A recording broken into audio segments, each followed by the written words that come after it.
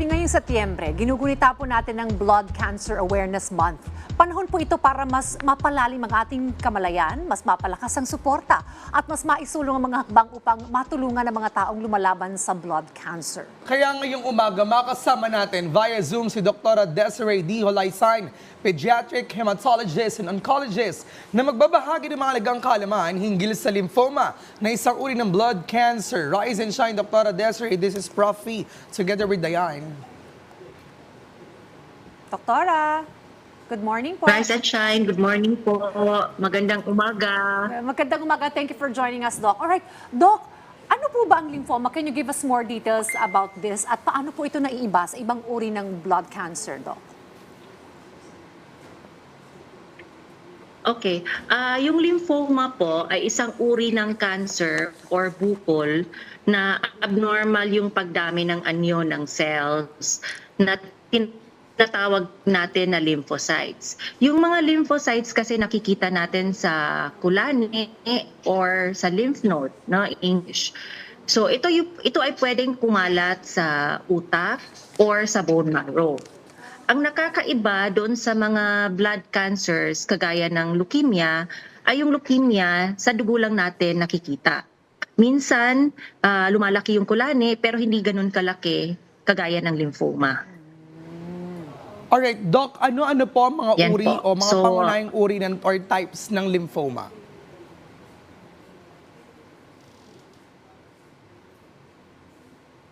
Okay, yung lymphoma, meron tayong dalawang klase, merong non-Hodgkin's lymphoma at meron din yung Hodgkin's lymphoma. Yung Hodgkin's lymphoma naman kahit anong iba-ibang klase ng subtype, pareho lang yung treatment. But yung non-Hodgkin's lymphoma, marami siyang subtypes. So may B-cell, may Burkitt's, merong T-cell. Iba-ibang klase ng non-Hodgkin's lymphoma, iba-iba din yung treatment protocol na ginagamit natin. Alright, Doc, ano naman po yung mga sintomas na dapat pagdating sa lymphoma, Doc?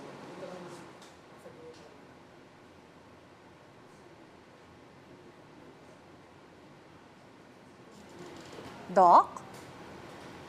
Naku, medyo nagkakaroon lang tayo ng lag. Yung lymphoma, kasi kadalasan nakikita natin siya sa lymph node or kulani. So, makikita natin yung paglaki ng kulani kadalasan sa mukha, dito sa leeg, tapos sa chest, sa loob. So, pag sa chest kasi medyo lalaki talaga yon, yan, dyan sa leeg.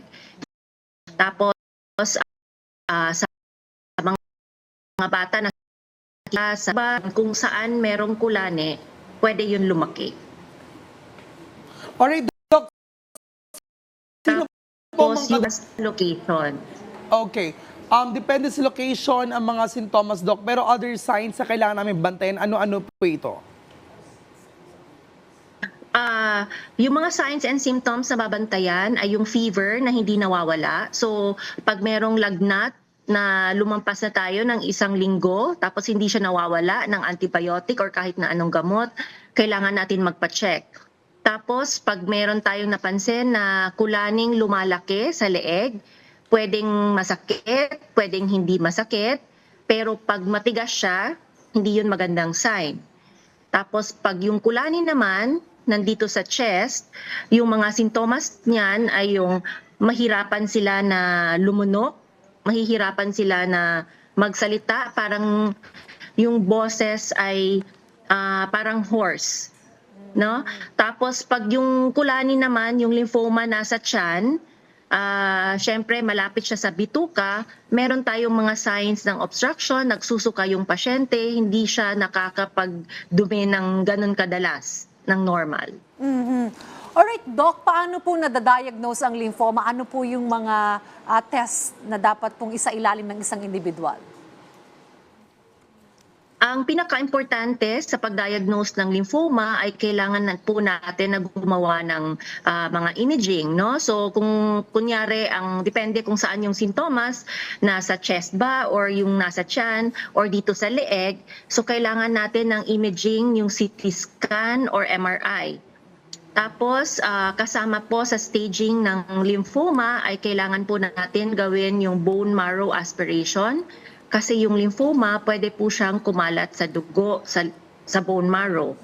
And then kailangan din natin mag-check sa utak.